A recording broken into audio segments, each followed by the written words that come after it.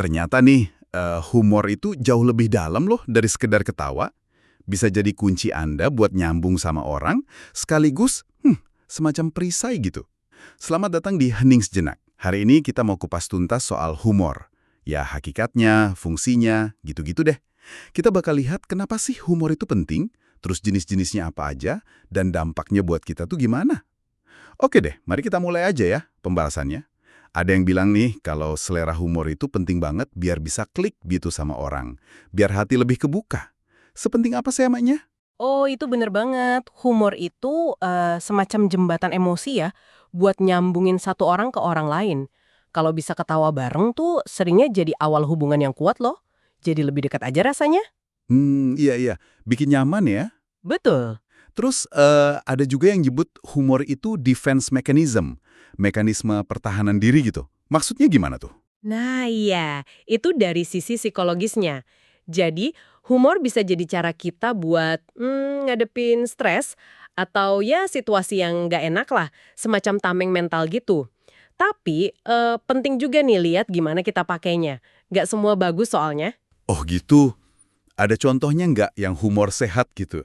Katanya kan bagus kalau bisa ngetawain diri sendiri pas lagi konyol atau salah. Nah, itu contoh bagus.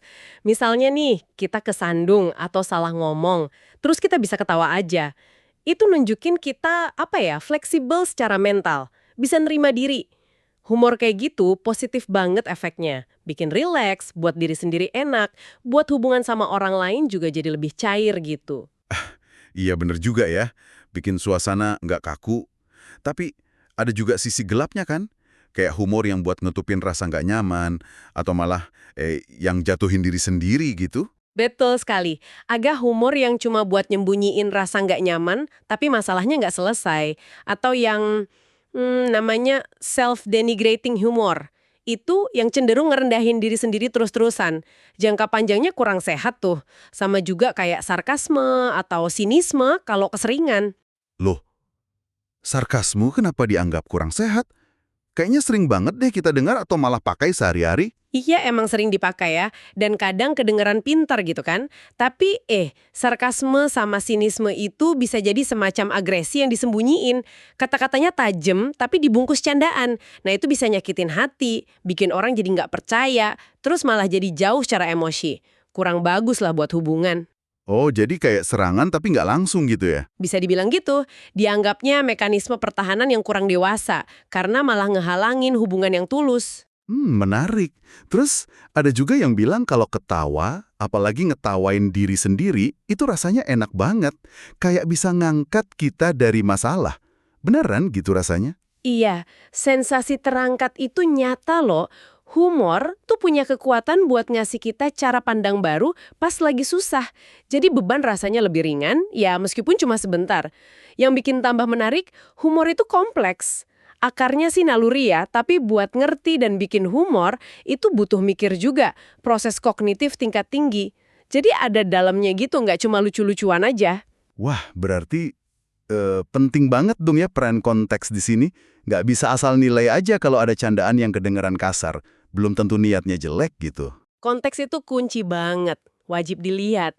Satu lelucon bisa pas banget di satu situasi, di tempat lain jadi nggak sopan sama sekali. Selain itu, kemampuan kita buat nerima candaan, nggak gampang baperan ya, tapi ada batasnya juga sih.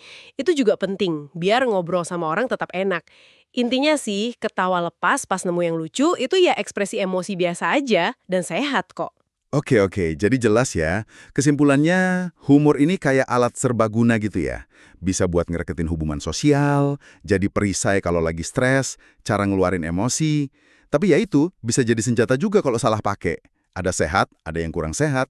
Tergantung gimana dan kenapa kita gunainnya. Nah, ini mungkin bisa jadi bahan renungan buat Anda nih setelah ini. Coba perhatiin deh, dalam obrolan Anda sehari-hari, humor jenis apa sih yang paling sering Anda pakai?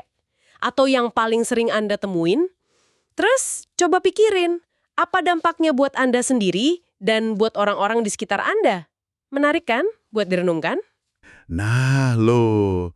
Anda udah nyimak nih sampai akhir, tapi kok kayaknya tombol follow, subscribe, atau like-nya belum disentuh juga ya? Apa Anda sebenci itu sama kami? Bercanda kok. Terima kasih banyak ya sudah menyimak. Sampai ketemu lagi di pembahasan mendalam berikutnya di Hening Sejenak.